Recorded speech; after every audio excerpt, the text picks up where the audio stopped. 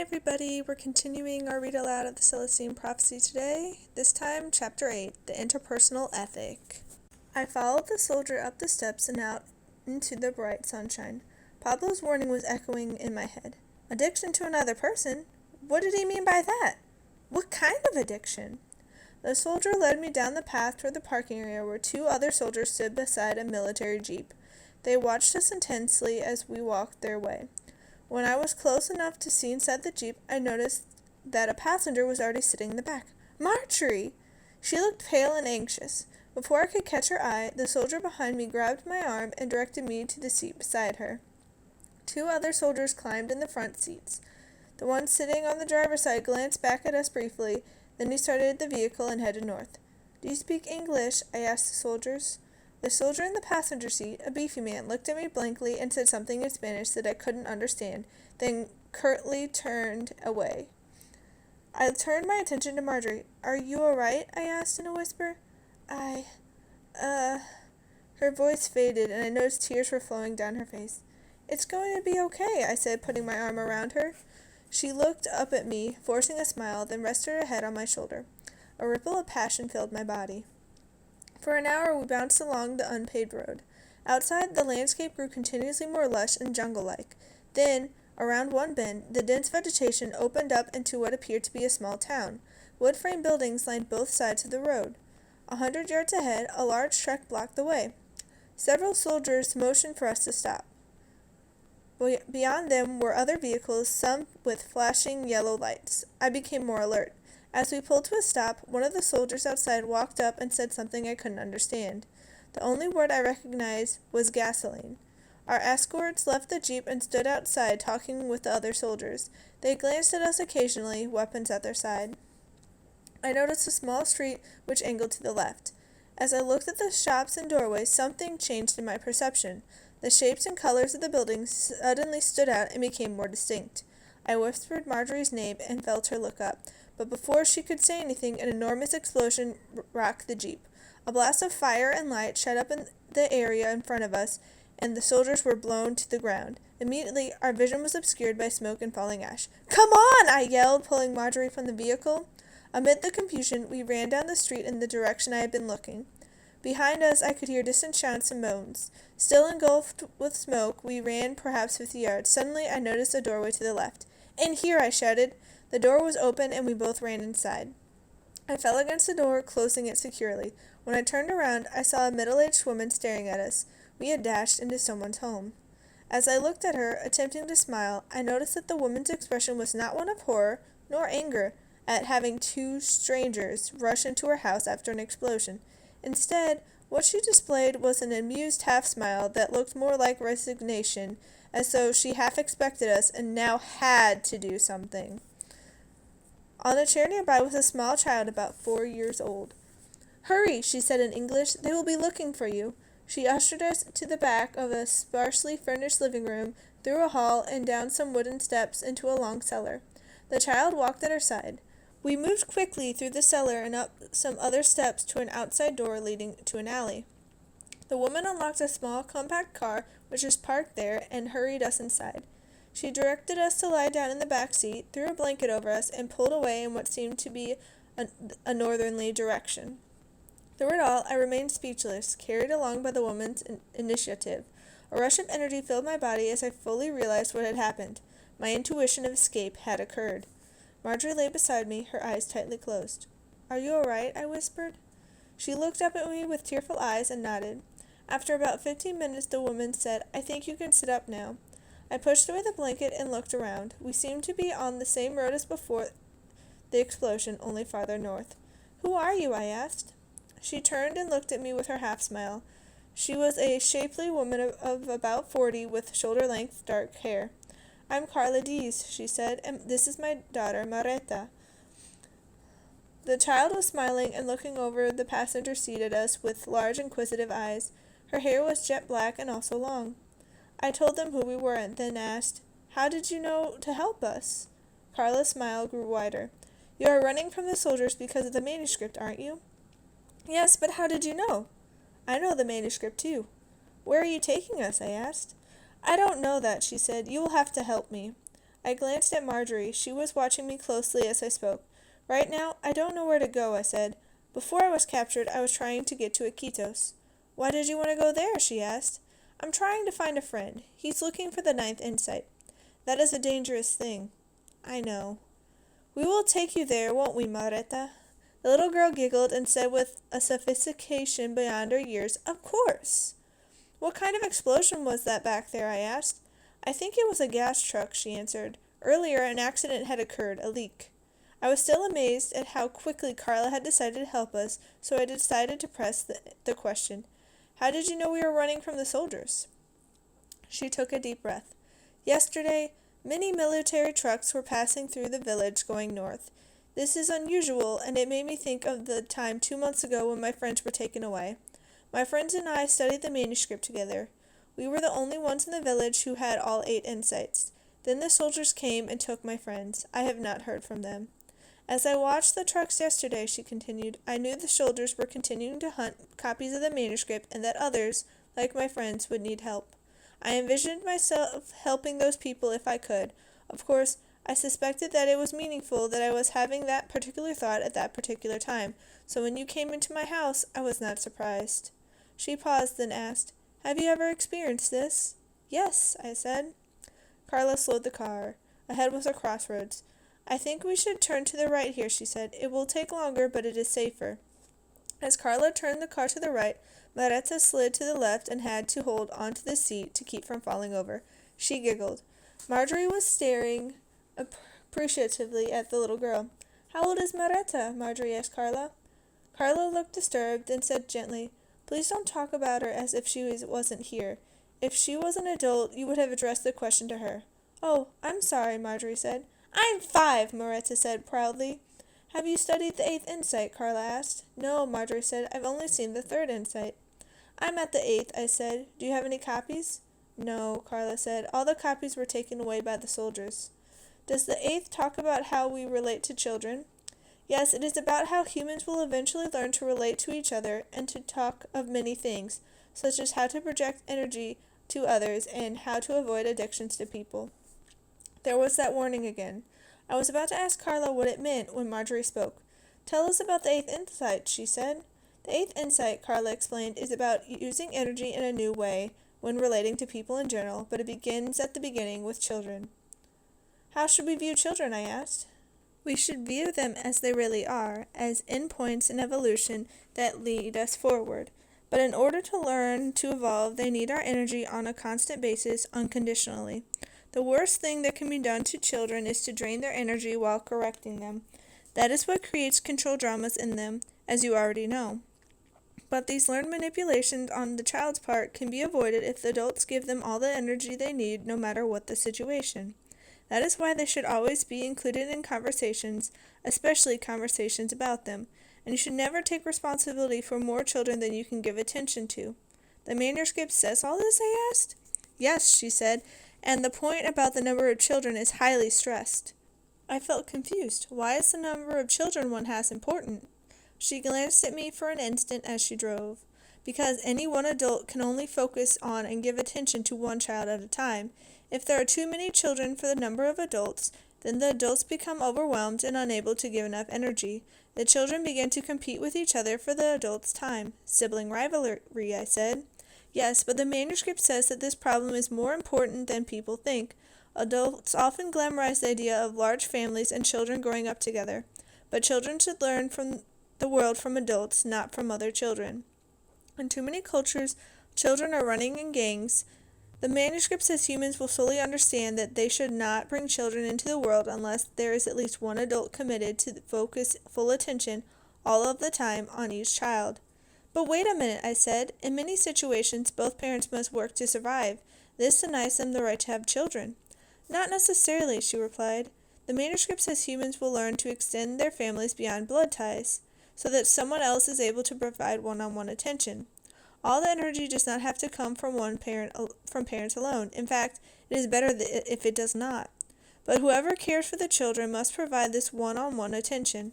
Well, I said, you've done something right. Maretta certainly seems mature.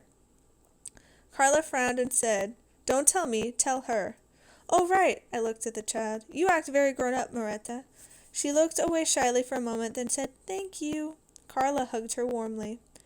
Carla looked at me proudly. For the last 2 years I have been trying to relate to Maretta according to the manuscript's guidelines, haven't I, Maretta? The child smiled and nodded. I have tried to give her energy and to always tell her the truth of every situation in language she can understand. When she asked the questions a young child asks, I treated them very seriously, avoiding the temptation of giving her a fanciful answer which is plainly for the entertainment of adults. I smiled. Do you mean untruths like stork spring babies, that sort of thing? Yes, but these cultural expressions aren't so bad. Children figure these out quickly because they stay the same. Worse are the distortions created on the spot by adults just because they want to have a little fun, and because they believe the truth is not too complicated for the child to comprehend. But this is not right. The truth can always be expressed at the child's level of understanding. It just takes some thought. What does the manuscript say about this issue? It says we should always find a way to tell a child the truth. Part of me resisted this idea. I was one who enjoyed kidding around with children. Don't kids usually understand that adults are just playing? I said. All this seems to make them grow up too fast and to take some of the fun out of childhood. She looked at me sternly. Maretta is full of fun. We chase and tumble and play all the childhood fantasy games. The difference is that when we are fantasizing, she knows it. I nodded. She was right, of course. Maretta seems confident, Carla continued, because I was there for her. I gave her one-on-one attention when she needed it, and if I wasn't there, my sister, who lives next door, was there. She always had an adult to answer her questions, and because she had this sincere attention, she has never felt she had to act out or show off. She has always had enough energy, and that makes her assume that she will continue to have enough, which makes the transition from receiving energy from adults to getting it from the universe, which we already talked about, much easier for her to grasp. I noticed the terrain outside. We were traveling through deep jungle now, and though I couldn't see it, I knew the sun was low in the afternoon sky. Can we get to Iquitos tonight? I asked. No, Carla said, but we can stay at a house I know. Near here? I asked. Yes, it is the house of a friend. He works in the wildlife service. He works for the government? Some of the Amazon is a protected area. He is a local agent, but influential. His name is Juan Hinton. Don't worry, he believes in the manuscript, and they have never bothered him. By the time we arrived, the sky was completely dark. Around us, the jungle was alive with night sounds, the air muggy. A large, well-lit, wood-frame house stood at the end of a clearing in the dense foliage. Nearby were 2 larger buildings and several jeeps. Another vehicle was up on the blocks, and 2 men worked around lights underneath. A thin Peruvian, dressed in expensive clothing, answered Carla's knock and smiled at her until he noticed Marjorie, Maretta, and myself waiting on the steps. His face turned nervous and displeased as he talked to her in Spanish. She said something pleadingly in return, but his mannerism and inflection indicated that he did not want us to stay. Then, through the crack in the door, I noticed a lone female figure standing in the foyer. I moved a little to bring her face into view. It was Julia. As I looked, she turned her head and saw me, then quickly walked forward with a surprised look on her face. She touched the shoulder of the man at the door and said something quietly in his ear. The man nodded, then opened the door with a look of resignation. We all introduced ourselves as Hinton led the way into the den area. Julia looked at me and said, "We meet again." She wore khaki pants with pockets on the legs and a bright red t-shirt. "Yes, we do," I said. A Peruvian servant stopped Hinton, and after talking for a minute, the 2 walked into another part of the house. Julia sat in a chair by a coffee table and motioned for the rest of us to sit on the couch across from her.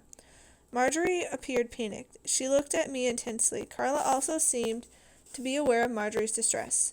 She walked over and took her by the hand. "Let's get some hot tea," she suggested. As they walked away, Marjorie glanced back at me. I smiled and watched them as they turned the corner into the kitchen, and then I turned to face Julia.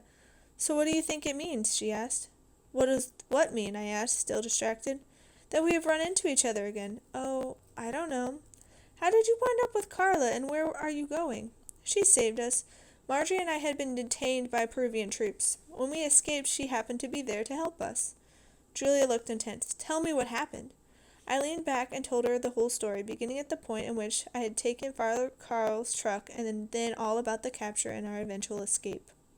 "And Carla agreed to take you to Iquitos?" Julia asked. Yes. Why do you want to go there? That's where Will told Father Carla he was going. Will apparently has a lead about the ninth insight. Also, Sebastian is there for some reason. Julia nodded. Yes, Sebastian has a mission near there. It's where he made his reputation, converting the Indians. What about you? I asked. What are you doing here? Julia told me that she too wanted to find the ninth insight, but that she had no leads. She had come to this house after thinking repeatedly of her old friend Hinton. I was hardly listening. Marjorie and Carla had walked out of the kitchen and were standing in the hall, talking, cups of tea in their hands. Marjorie caught my eye, but said nothing. Has she read much of the manuscript? Julie asked, nodding toward Marjorie. Just the third insight, I said. We can probably get her out of Peru if that's what she wants. I turned and looked at her. How? Rolando is leaving tomorrow for Brazil. We have some friends at the American embassy there. They can get her back to the United States. We have helped other Americans this way. I looked at her and nodded tentatively. I realized I was having mixed feelings about what she had said. Part of me knew that leaving would be best for Marjorie, but another part of me wanted her to stay, to remain with me. I felt changed, energized when she was around. I think I need to talk with her, I finally said. Of course, Julia replied. We can talk later. I got up and walked toward her. Carla was heading back toward the kitchen. Marjorie stepped around the corner of the hall out of sight. When I walked up, she was leaning back against the wall. I pulled Marjorie into my arms. My body pulsated. Feel that energy? I said, whispering in her ear. It's incredible, she said. What does it mean? I don't know. We have some kind of connection. I glanced around. No one could see us. We kissed passionately. When I pulled back to look at her face, she looked different, stronger somehow, and I thought back to the day we had met at the Stante and to the conversation in the restaurant at Kula. I couldn't believe the amount of energy I felt in her presence and when she touched me. She held me tightly. Since that day at Vicente, she said, I've wanted to be with you. I didn't know what to think about it then, but the energy is wonderful. I've never experienced anything like this. Out of the corner of my eye, I noticed Carla walking up smiling. She told us that dinner was ready, so we made our way into the dining room and found a huge buffet of fresh fruits and vegetables and breads.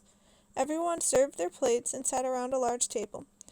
After Maritza sang a blessing song, we spent an hour and a half eating and talking casually. Hinton had lost his nervousness, and he set a light-hearted mood, which helped to ease the tension of our escape. Marjorie was talking freely and laughing. Sitting beside her filled me with warm love.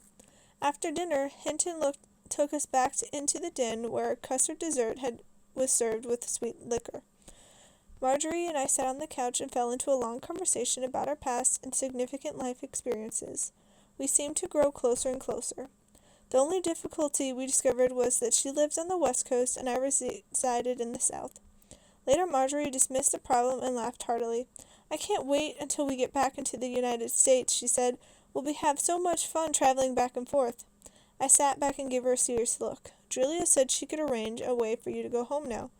You mean both of us, don't you? She replied. No, I can't go. Why? She asked. I can't leave without you, but I can't stay here any longer either. I'll go crazy. You'll have to go on ahead. I'll be able to leave soon. No, she said loudly. I can't stand that. Carla, who was walking back into the den from putting Mara to bed, glanced at us, then quickly looked away. Hinton and Julia were still talking, seemingly oblivious to Marjorie's outburst. Please, Marjorie said, let's just go home. I looked away.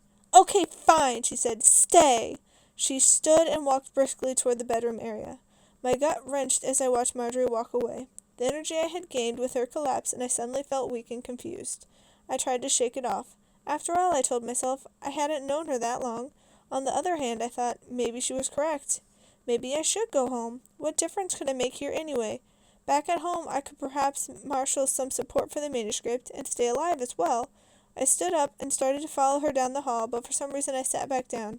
I couldn't decide what to do. May I join you for a minute? Carla was suddenly asking. I hadn't noticed that she was standing beside the sofa. Sure, I said.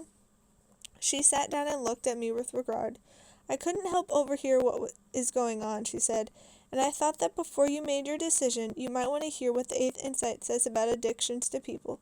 Yes, please, I want to know what that means. When one first learns to clear and to engage one's evolution, any of us can be stopped suddenly by an addiction to another person. You're speaking of Marjorie and me, aren't you? "Let me explain the process," she said, "and you judge for yourself." "Okay. First, let me say that I had a very hard time with this part of the insight. I don't think I ever would have understood it if I had not met Professor Renaud." "Renaud!" I exclaimed. "I know him. We met when I was learning the fourth insight." "Well," she said, "we met when we both had reached the eighth insight. He stayed at my house for several days." I nodded in amazement. "He said that the idea of an addiction, as used in the manuscript, explains why power struggles arise in romantic relationships. We've always wondered what causes the bliss and euphoria of love to end, to suddenly turn into conflict, and now we know. It is the result of the flow of the energy between individuals involved. When love first happens, the two individuals are giving each other energy unconsciously, and both people feel buoyant and elated. That's the incredible high we call being in love. Unfortunately, once they expect this feeling to come from the other person, they cut themselves off from the energy in the universe and begin to rely even more on the energy from each other. Only now there doesn't seem to be enough, and so they stop giving each other energy and fall back into their dramas and attempt to control each other and force the other's energy their way. At this point, the relationship degenerates into the usual power struggle." She hesitated for a moment, as if checking to see whether I understood, then added, "Renaud told me that our susceptibility to this kind of addiction can be described psychologically, if that will help you understand." I nodded again for her to continue. "Renaud said that the problem starts in our early family.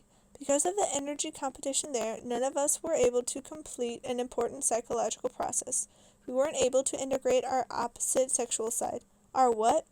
"In my case," she continued, "I wasn't able to integrate my male side. In your case, you weren't able to integrate your female side. The reason we can become addicted to someone of the opposite sex is that we've yet to access the opposite sex energy ourselves. You see, the mystical energy that we can tap as an inner source is both male and female. We can eventually open up to it, but when we first begin to evolve, we have to be careful. The integration process takes some time. If we connect prematurely with a human source for our female or male energy, we block the universal supply." I told her I didn't understand. "Think of how this integration is supposed to work in an ideal family," she explained, "and then perhaps you can see what I mean. In any family, the child must first receive energy from the adults in his life. Usually, identifying with and integrating the energy of the same-sex parent is accomplished easily, but receiving energy from the other parent can be more difficult because of the difference in the sexes. Let's use a female child as an example. All the little girl knows as she first attempts to integrate her male side is that she is extremely attracted to her father. She wants him around and close to her all the time. The manuscript explains that what she really wants is male energy, because this male energy complements her female side. From this male energy, she receives a sense of completion and euphoria, but she mistakenly thinks that the only way to have this energy is by sexually possessing her father and keeping him close physically. Interestingly, because she intuits that this energy is really supposed to be her own, and that she should be able to command this energy at will, she wants to direct the father as if he were part of herself. She thinks he is magical and perfect and able to supply her every whim. In a less than ideal family, this sets up the power conflict between the little girl and her dad. Dramas are formed as she learns to posture herself in order to manipulate him into giving her the energy she desires. But in an ideal family, the father would remain uncompetitive. He would continue to relate honestly and have enough energy so as to supply her unconditionally, even though he can't do everything she asked. The important thing is to know here is, in our ideal example, the father would remain open and communicative. She thinks he is ideal and magical, but if he honestly explains who he is and what he is doing and why, then the little girl can integrate his particular style and abilities and proceed past an unrealistic view of her father. In the end, she will see him as just a particular human being, a human being with his own talents and faults. Once this true emulation takes place, then the child makes an easy transition from receiving her opposite sex energy from her father to receiving it as part of the overall energy existing in the universe at large. The problem, she went on, is that most parents up to now have been competing with their own children for energy, and that has affected all of us. Because this competition was taking place, none of us have quite resolved the opposite sex issue. We're all stuck at the stage where we are still looking for our opposite sex energy outside of ourselves, in a person of a male or female we can think is a ideal and magical person and who we can possess sexually. See the problem? Yes, I said, I think I do. In terms of our ability to evolve consciously, she continued, we are faced with a critical situation. As I said before, according to the eighth insight, when we begin to evolve, we automatically begin to receive our opposite sex energy. It comes in naturally from the energy in the universe. But we must be careful because if another person comes along who offers this energy directly, we can cut ourselves off from the true source and regress. She chuckled to herself. What are you laughing at? I asked. Renaud once made this analogy, she said. He said that until we learn how to avoid this situation, we are walking around like a circle half complete. You know, we look like the letter C. We are very susceptible to a person of the opposite sex, some other circle half complete, coming up and joining with us, completing the circle that way, and giving us a burst of euphoria and energy that feels like wholeness that a full connection with the universe produces. In reality, we have only joined up with another person who is looking for another half on the outside too. Renaud said that this is a classic codependent relationship and that it has built-in problems that begin to arise immediately. She hesitated, as though she expected me to say something, but I only nodded. You see, the problem with this completed person, this O, that both people think they have reached, is that it has taken two people to make that one whole person, one supplying the female energy and one supplying the male. This one whole person consequently has two heads, or egos.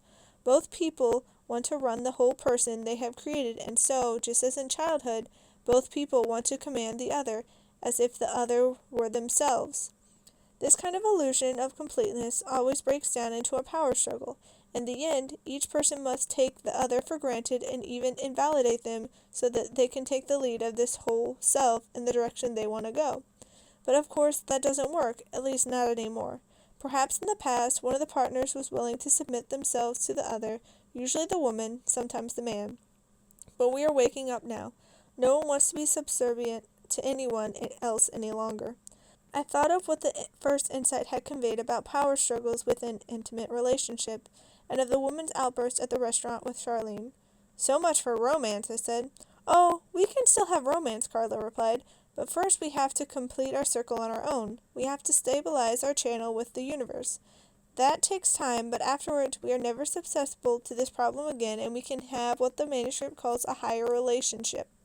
When we connect romantically with another whole person after that, we create a super person, but it never pulls us off the path of our individual evolution. Which is what you think Marjorie and I are going to do to each other now, isn't it? Pulling ourselves off our paths? Yes. So, how do we avoid these encounters, I asked. By resisting the love at first sight feeling for a while, by learning to have a platonic relationship with members of the opposite sex. But remember the process. You must have these relationships only with people who will reveal themselves totally, telling you how and why they are doing what they were doing, just as you would have happened with the opposite sex parent during an ideal childhood. By understanding who these opposite sex friends really are on the inside, one breaks past one's own fantasy projection about the gender, and that releases us to connect again with the universe. Remember also, she continued, that this is not easy, especially if one has to break away from a current codependent relationship. It is a real pulling apart of energy. It hurts, but it must be done. Codependence is not some new malady some of us have. We're all codependent, and we're all growing out of it now. The idea is to begin to experience the sense of well-being and euphoria experienced in the first moment of a codependent relationship when you are alone. You get to have him or her on the inside. After that, you evolve forward and can find that special romantic relationship that really fits you. She paused. And who knows, if both you and Marjorie evolve further, perhaps you will find that you truly belong with each other. But understand, your relationship with her has no way of working now. Our conversation was interrupted as Hinton walked over and explained that he was retiring for the night and that our rooms had been prepared. We both expressed our appreciation for his hospitality, and as he walked away, Carla said, I think I'm going to bed also. We'll talk later. I nodded and watched her as she left. Then I felt a hand on my shoulder. It was Julia. I'm going to my room, she said. Do you know where yours is? I can show you. Please, I said. then asked, "Where's Marjorie's room?" She smiled as we walked down the hall and stopped in front of a particular door. "Nowhere near yours," she said. "Mr. Hinton is a very conservative man." I smiled back and bid her good night, then entered my room and held my stomach until I went to sleep. I awoke to the smell of rich coffee. The aroma permeated the entire house.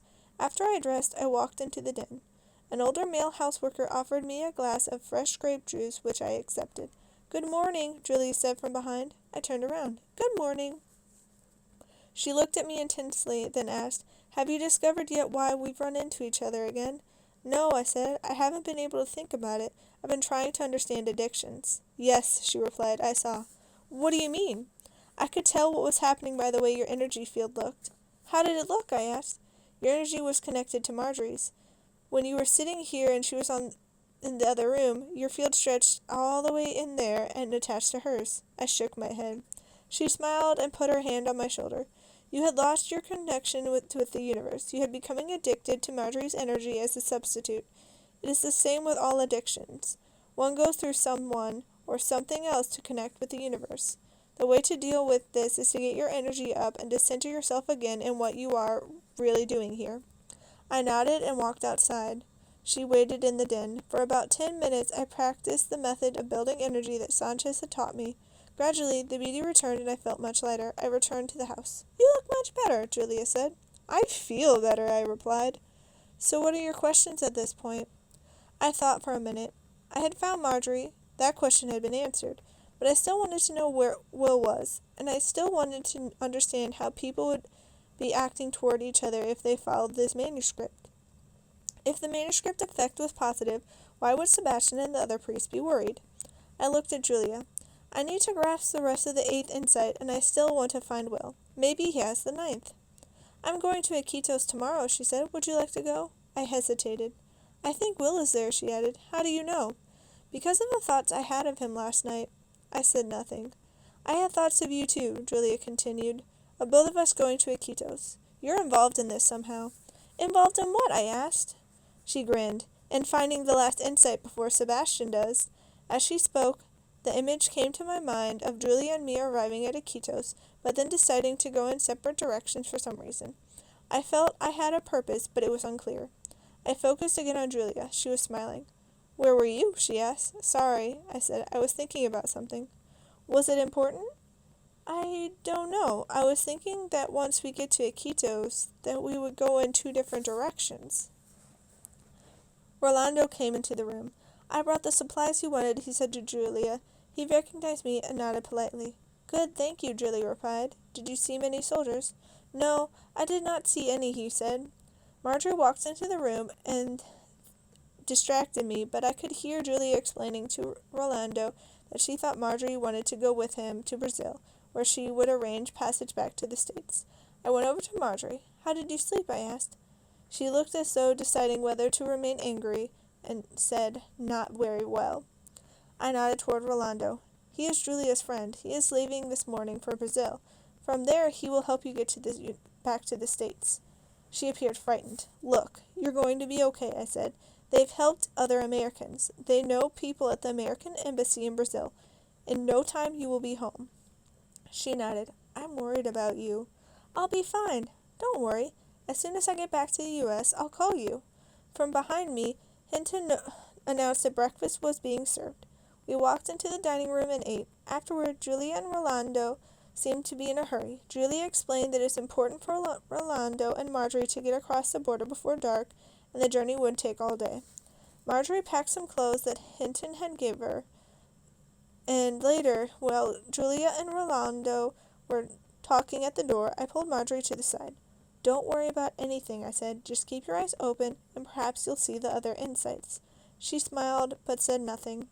I watched with Julia as Rolando helped her load her things into his small car. Her eyes met mine briefly as they drove away. "Do you think they will get through all right?" I asked Julia. She looked at me and winked. "Of course. And now, we had better go as well. I have some clothes for you." She handed me a satchel of clothes, and we loaded these and several boxes of foodstuff into the pickup truck. We then said goodbye to Hinton and Carla and Moretta and drove northeast toward Iquitos. As we traveled, the landscape grew even more jungle-like, and we saw very few signs of people. I began thinking of the eighth insight. Clearly, it was a new understanding of how to treat others, but I didn't understand it completely. Carla had told me of a way that one should treat children and the dangers of an addiction to a person. But both Pablo and Carla had alluded to a way of consciously projecting energy onto others. What was this about? I caught Julie's eye and said, I haven't quite grasped the eighth insight. How we approach other people determines how quickly we evolve, how quickly our life questions are answered, she said. How does that work? I asked. Think about your own situation, she said. How have your questions been answered? By people who came along, I guess. Were you completely open to their messages? Not really. I was mainly aloof. Were the people who brought messages to you pulled back also? No, they were very open and helpful. I hesitated, unable to think of the correct way to express my idea. Did they help you by opening up to you? She asked. Did they fill you with warmth and energy somehow? Her remark uncapped an eruption of memories. I recalled Will's soothing attitude when I was on the verge of panic in Lima, and Sanchez's fatherly hospitality, and Father Carl's and Pablo's and Carla's concerned counsel, and now Julia's. They all had the same look in their eyes. Yes, I said, all of you had done that. That's right, she said, we have, and we're doing it consciously, following the eighth insight. By lifting you up and helping you get clear, we could search for the truth, the message that you had for us. Do you understand? Energizing you was the best thing we could do for ourselves. What does the manuscript say about all this exactly? It says that whenever people cross our paths, there is always a message for us. Chance encounters do not exist, but how we respond to these encounters determine whether we are able to receive the message. If we have a conversation with someone who crosses our path and we do not see a message pertaining to our current questions, it does not mean that there was no message. It only means we missed it for some reason. She thought for a moment, then continued, Have you ever run into an old friend or acquaintance, talked for a minute and left, then run into him or her again the same day or the same week? Yes, I have, I replied. And what do you usually say? Something like, well, fancy seeing you again, and laugh and go on your way. Something like that. The manuscript says that what we should do instead in a situation is to stop what we are doing, no matter what, and find out the message we have for that person, and that person has for us. The manuscript predicts that once humans grasp this reality, our interaction will slow down and become more purposeful and deliberate. But isn't that hard to do, especially with someone who wouldn't know what you were talking about? Yes, but the manuscript outlines the procedures. You mean the exact way we're supposed to treat each other? That's right. Well, what does it say? Do you remember the third insight, that humans are unique in a world of energy and that they can project their energy consciously? Yes. Do you remember how that is done? I recall John's lessons. Yes, it's done by appreciating the beauty of the object until enough energy comes into us to feel love. At that point, we can send the energy back. That's right, and the same principle holds true with people. When we appreciate the shape and the demeanor of a person, really focus on them until their shape and features begin to stand out and to have more presence, we can send them energy, lifting them up. Of course, the first step is to keep our own energy high, then we can start the flow of energy coming into us, through us, and into the other person. The more we appreciate their wholeness, their inner beauty, the more the energy flows into them, and naturally, the more that flows into us. She laughed. It's really a rather hedonistic thing to do, she said. The more we can love and appreciate others, the more energy flows into us. That's why loving and energizing others is the best possible thing we can do for ourselves. I've heard of that before, I said. Father Sanchez says it often. I looked at Julia closely. I had this feeling that I was seeing her deeper personality for the first time. She returned my gaze for an instant, then focused again on the road. The effect on the individual of this projection of energy is immense, she said. Right now, for instance, you're filling me with energy. I can feel it. What I feel is a greater sense of lightness and clarity as I'm formulating my thoughts to speak. Because you are giving me more energy than I would otherwise have, I can see what my truth is and more readily give it to you. When I do that, you have a sense of revelation about what I am saying. This leads you to see my higher self even more fully and so appreciate and focus on it and even at an even deeper level, which gives me even more energy and greater insight into my truth, and the cycle begins over again. 2 or more people doing this together can reach incredible highs as they build one another up and have it immediately returned. You must understand, though, that this connection is completely different from a codependent relationship. A codependent relationship begins this way, but soon becomes controlling because the addiction cuts them off from their source and the energy runs out. Real projection of energy has no attachment or intention. Both people are just waiting for the messages. As she spoke, I thought of a question. Pablo had said that I didn't get Father Costa's message at first because I had set off his childhood drama. What do we do, I asked Julia, if the person we are speaking with is already operating in a control drama and trying to pull us into it? How do we cut through that? Julia answered quickly. The manuscript says if we do not assume the matching control drama, then the person's own drama will fall apart. I'm not sure I understand, I said. Julia was looking at the road ahead. I could tell she was in thought. Somewhere right through here is a house where we can buy some gasoline. I looked down at the gas gauge. It indicated the truck's tank was half full. We still have plenty of gas, I said. Yes, I know, she replied, but I had this thought about stopping and filling up, so I think we should. Oh, okay. There's the road, she said, pointing to the right. We made the turn and drove almost a mile into the jungle before arriving at what looked like a supply house for fishermen and hunters. The dwelling was built at the edge of a river, and several fishing boats were tied to the dock. We pulled up to a rusty pump, and Julia went inside to find the owner. I climbed out and stretched, then walked around the building to the water's edge. The air was extremely humid. Although the thick canopy of trees blocked the sun, I could tell it was almost directly overhead. Soon the temperature would be scorching. Suddenly a man behind me was speaking angrily in Spanish. I turned around to see a short, stocky Peruvian. He looked at me menacingly and repeated the statement. I don't understand what you're saying. He switched to English. Who are you? What are you doing here? I tried to ignore him. We're just here for gas. We'll be gone in a few minutes. I turned around and faced the water again, hoping he would go away. He walked to the side of me. I think you better tell me who you are, Yankee. I looked at him again. He appeared to be serious. I'm an American, I said. I'm not sure where I'm going. I'm riding with a friend. A lost American, he said hostilely. That's right, I said. What are you after here, American? I'm not after anything, I said, trying to walk back to the car. And I've done nothing to you. Leave me alone. I suddenly noticed that Julia was standing at the vehicle. When I looked, the Peruvian turned and looked too. It's time to leave, Julia said.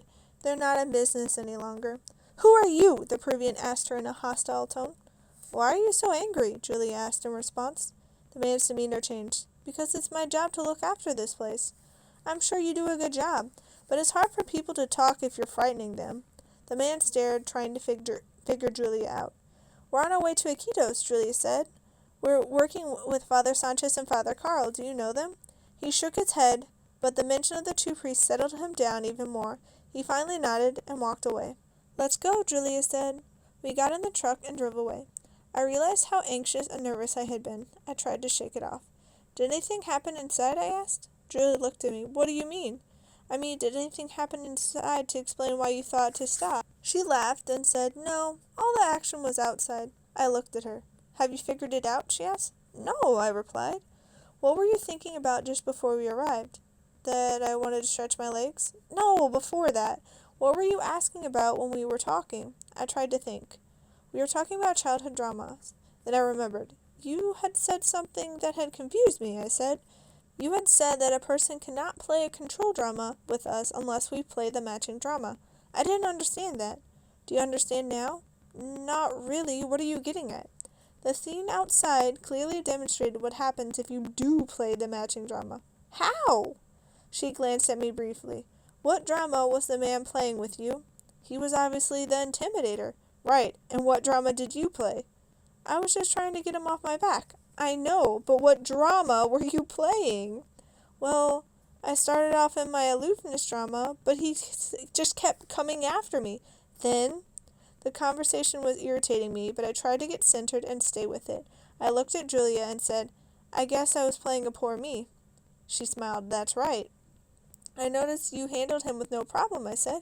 Only because I didn't play the drama he expected. Remember that each person's control drama was formed in childhood in relation to another drama. Therefore, each drama needs a matching drama to be fully played out. What the intimidator needs in order to get energy is either a poor me or another intimidator. How did you handle it? I asked, still confused. My drama response would have been to play the intimidator myself, trying to out-intimidate him. Of course, this probably would have resulted in violence, but instead I did what the manuscript instructs. I named the drama he was playing. All dramas are covert strategies to get energy. He was trying to intimidate you out of your energy. When he tried that on me, I named what he was doing. That's why you asked why he was so angry? Yes. The manuscript says that covert manipulations for energy can't exist if you bring them into consciousness by pointing them out. They cease to be covert.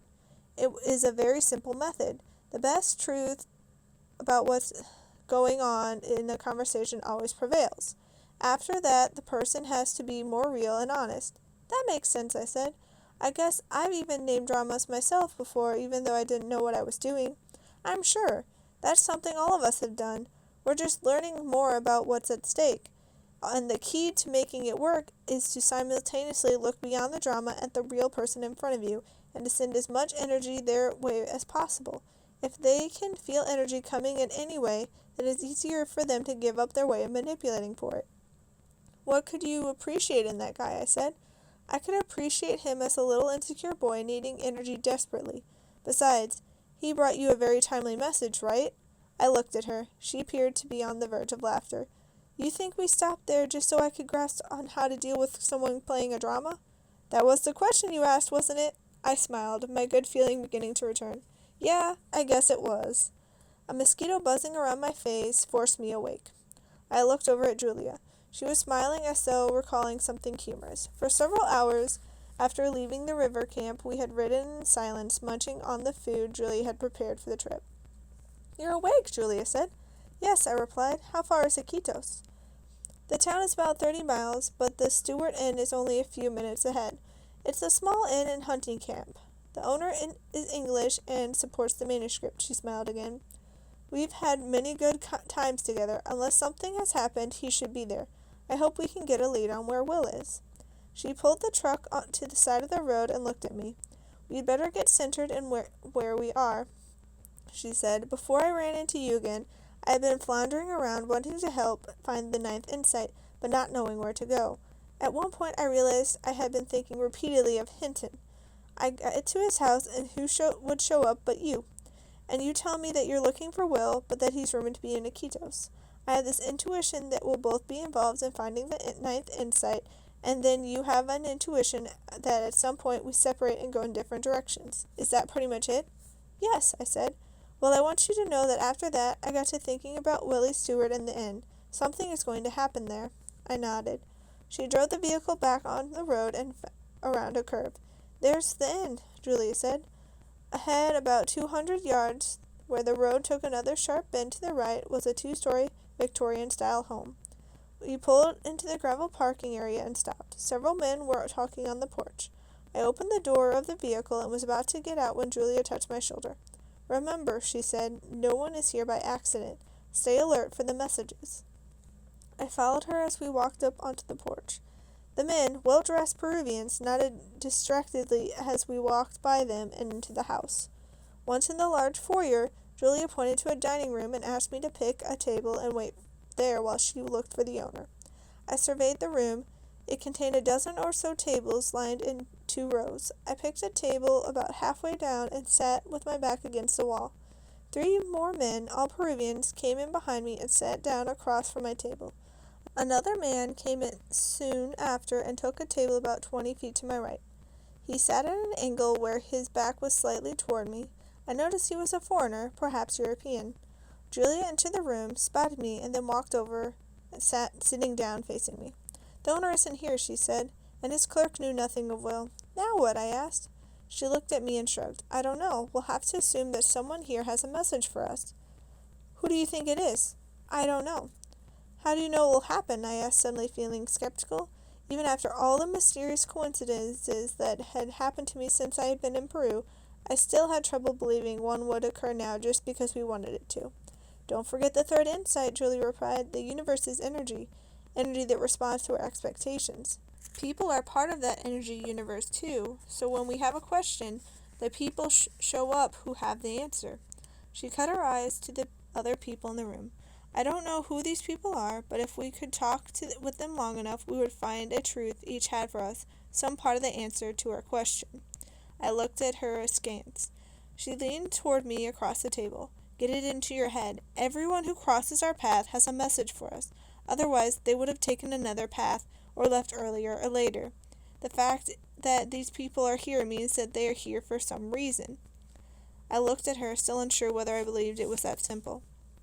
The hard part, she said, is figuring out who to take the time to talk with when talking with everyone is impossible. How do you decide? I asked. The manuscript says there are signs. I was listening intently to Julia, but for some reason I glanced around and looked at the man to my right. He turned around at exactly the same time and looked back at me. As I caught his eye, he shifted his gaze back to his food. I also looked away. What signs? I asked. Signs like that, she said. Like what? Like what you just did, she nodded toward the man to my right. What do you mean? Julia leaned toward me. The manuscript says we will learn that sudden, spontaneous eye contact is a sign that two people should talk. But doesn't that happen all the time? I asked. Yes, it does, she said, and after it happens, most people just forget about it and go on with what they were doing. I nodded. What other signs does the manuscript mention? I asked. A sense of recognition, she replied. Seeing someone who looks familiar, even though you know you've never seen this person before. When she said that, I thought of Dobson and Renault and of how familiar they looked when I had first seen them. Does the manuscript say anything about why some people look familiar? I asked. Not much. It just says that we are members of the same thought group with certain other people. Thought groups are usually evolving along the same lines of interest. They think the same, and that creates the same expression and outward experience. We intuitively recognize members of our thought group, and very often they provide messages for us. I looked at the man to my right one more time. He did look vaguely familiar. Incredibly, as I gazed at him, he turned and glanced at me again. I quickly looked back at Julia. You must talk with that man, Julia said. I didn't respond. I felt uncomfortable with the idea of just walking up to him. I wanted to leave, to go on to Iquitos. I was just about to make that suggestion when Julia spoke again. This is where we need to be, she said, not Iquitos. We have to play this out. The trouble with you is that you're resisting the idea of walking up to him and starting a conversation. How did you do that? I asked. Do what? She replied. Know what I was thinking. There is nothing mysterious about it. It's just a matter of looking closely at your expressions. What do you mean? When you are appreciating someone at a deeper level, you can see their more honest self beyond any facades that they try to put up. When you are really focused at this level, you can perceive what someone is thinking as subtle as your expression of their face. This is perfectly natural. It sounds telepathic to me, I said. She grinned. Telepathy is perfectly natural. I glanced over at the man again. He did not look. You had better get your energy together and talk with him, Julia said, before you lose the opportunity. I focused on increasing my energy until I felt stronger, then asked, what am I going to say to this guy? The truth, she said. Put the truth in a form you think he would recognize. Okay, I will. I slid back in my chair and walked over to where the man was sitting. He looked shy and nervous, the way I remembered Pablo looking the night I'd met him. I tried to look beyond the man's nervousness to a deeper level. When I did, I seemed to perceive a new look on his face, one of more energy. Hello, I said. You appear not to be a native Peruvian. I was hoping you could help me. I'm looking for a friend of mine, Will James. Please sit down, he said in a Scandinavian accent. I am Professor Edmund Connor. He offered his hand and said, I'm sorry, I do not know your friend, Will. I introduced myself and then explained, just on a hunch, that it would mean something to him, that Will was searching for the ninth insight. I'm familiar with the manuscript, he said. I'm here to study its authenticity. Alone? Well, I was supposed to meet Professor Dobson here, but so far he has not come. I don't understand the delay. He assured me that he would be here when I arrived. You know Dobson? Yes. He is the one who is organizing an inspection of the manuscript. And he's all right? He's coming here? The professor looked at me questioningly. Those were the plans we made? Has something been wrong? My energy fell. I realized that Dobson's meeting with Connor had been set up before Dobson's arrest. I met him on an airplane, I explained, when I came to Peru. He was arrested in Lima. I have no idea what happened to him. Arrested? My God! When did you speak with him last? I asked. Several weeks ago, but our meeting time here was firm. He said he would call me if anything changed. Do you remember why he wanted you to meet with him here instead of Lima? I asked. He said that there were some ruins around here and that he would be up in the area speaking with another scientist. Did he mention where he would be talking to the scientist? Yes, he said he had to go, to San Luis, I believe? Why? I don't know. I was just wondering. As I said this, two things happened simultaneously. First, I began thinking of Dobson, of seeing him again. We were meeting along a road with large trees. And then, at the same time, I looked out the window and saw, to my amazement, Father Sanchez walking up the porch steps. He looked tired and his clothes were dirty. In the parking lot, another priest waited in an old car. Who is that? Professor Connor asked. It's Father Sanchez, I replied, barely able to contain my excitement. I turned around and looked for Julia, but she was no longer sitting at our table. I got up just as Sanchez walked into the room. When he saw me, he stopped abruptly, a look of total surprise on his face. Then he walked over and embraced me. Are you all right? He asked. Yes, I'm fine. What are you doing here? There was fatigue. He chuckled lightly. I didn't know where else to go, and I almost didn't make it here. Hundreds of troops are headed this way. Why are troops coming? Connor asked from behind me, walking up to where Sanchez and I were standing. I'm sorry, Sanchez replied. I do not know what the troops have in mind. I just know that there are many. I introduced the two men and told Father Sanchez of Connor's situation. Connor appeared panicked. I must leave, he said, but I have no driver. Father Paul is waiting outside, Sanchez said. He is going back to Lima immediately. You may ride with him if you wish. Indeed I do, Connor said. Wait, what if they run into the troops? I asked. I don't think that they would stop Father Paul, Sanchez said. He is not well known. At the moment, Julia came back into the room and saw Sanchez. The two hugged warmly, and again I introduced Connor. As I spoke, Connor seemed to grow even more fearful, and after only a few minutes, Sanchez told him that it was time for Father Paul to start back. Connor left to get his belongings from his room and quickly returned. Both Sanchez and Julia escorted him outside, but I told him goodbye there and waited at the table. I wanted to think. I knew meeting Connor was significant somehow, and that Sanchez finding us here was important, but I couldn't quite figure it out. Before long, Julia came back into the room and sat down beside me. I told you something was going to happen here, she said. If we hadn't stopped, we wouldn't have seen Sanchez, or Connor for that matter. By the way, what did you learn from Connor?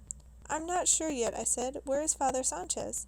He checked into a room to rest for a while. He hasn't slept in 2 days. I looked away. I knew that Sanchez was tired, but hearing that he was unavailable disappointed me.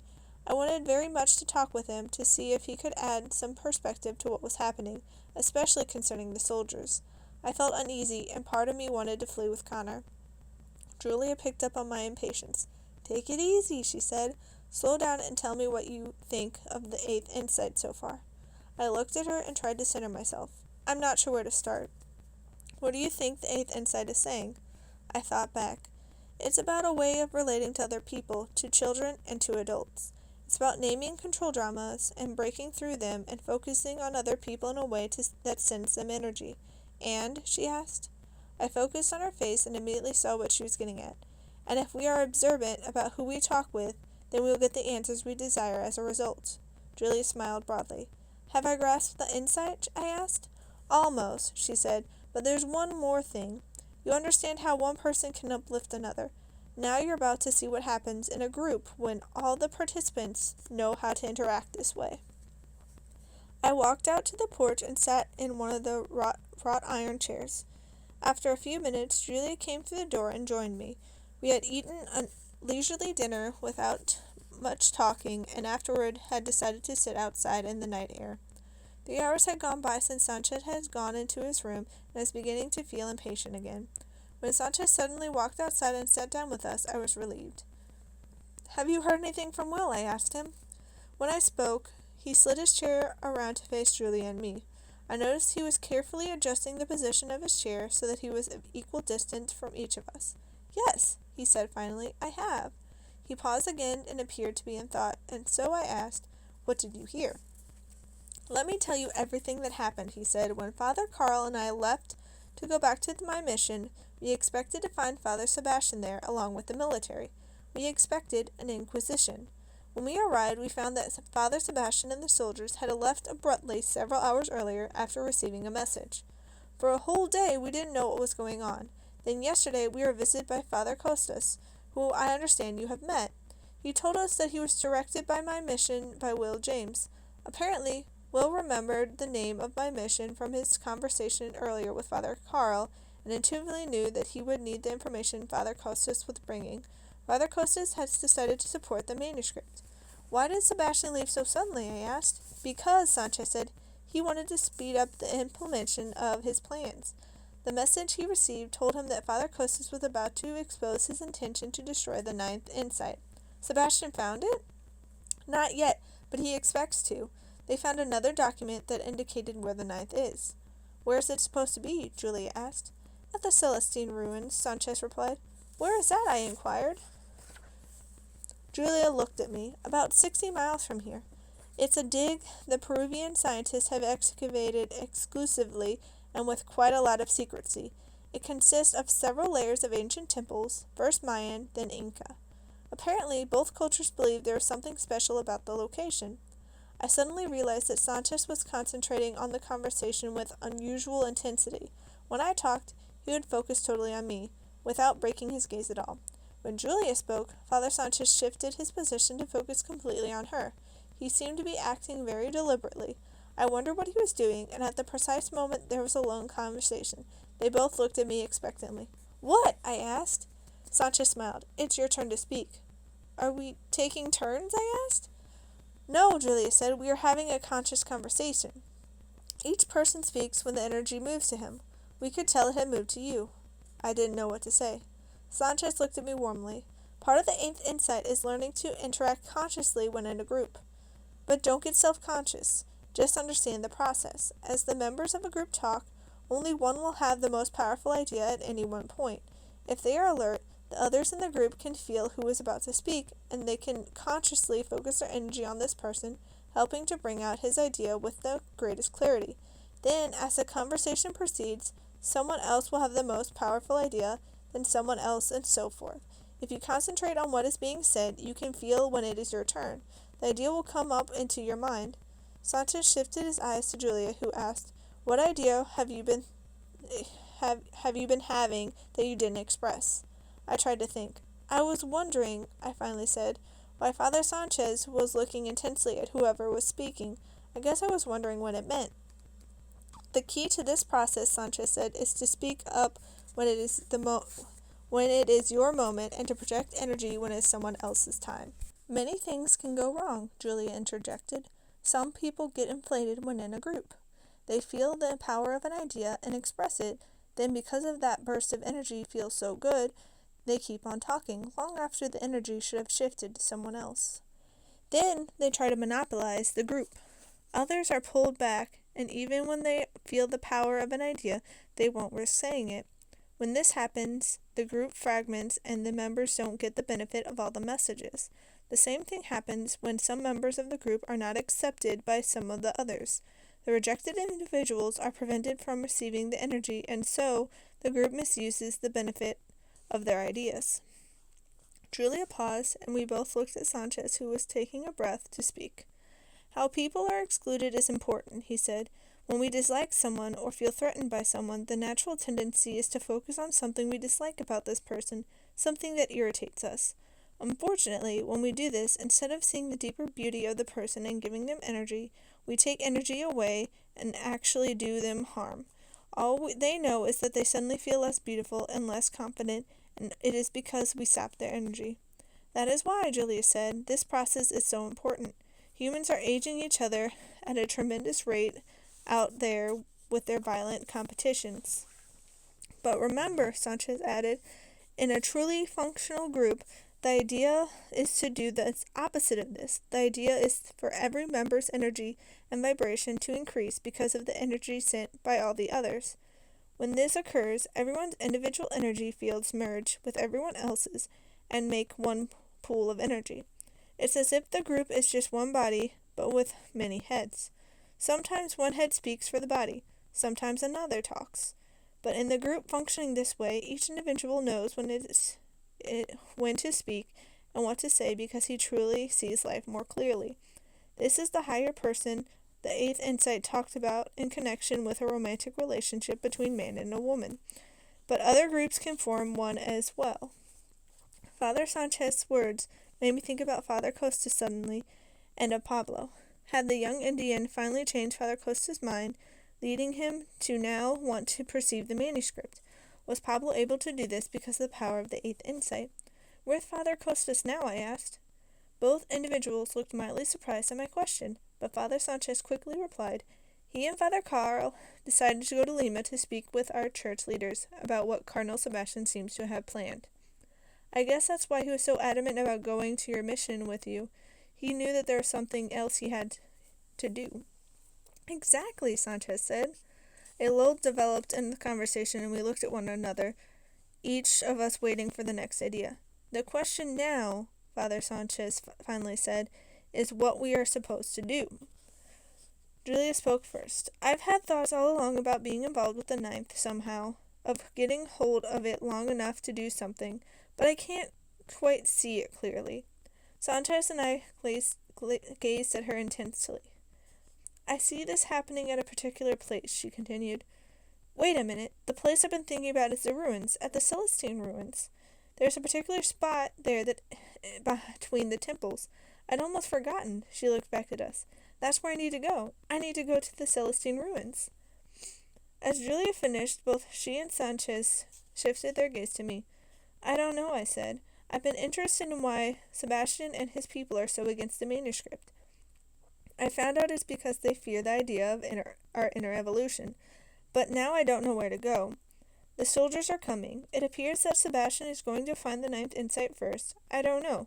I've been thinking I'm involved somehow and convincing him not to destroy it. I stopped speaking. My thoughts went to Dobson again, and then abruptly to the ninth insight. I suddenly realized that the ninth insight was going to reveal where we humans were going with this evolution. I had wondered how humans would be acting toward each other as a result of the manuscript, and that question had been answered with the eighth insight, and now the logical next question was, where is it all going to lead? How will human society change? That had to be what the ninth insight was about. I knew somehow that this knowledge could also be used to ease Sebastian's fear about conscious evolution, if he would listen. I still think Cardinal Sebastian can be convinced to support the manuscript, I said with conviction. You see yourself convincing him? Sanchez asked me. No, not really. I'm with someone else who can reach him, someone who knows him and can speak at his level. As I said that, Julie and I both spontaneously looked at Father Sanchez. He struggled to smile and spoke with resignation.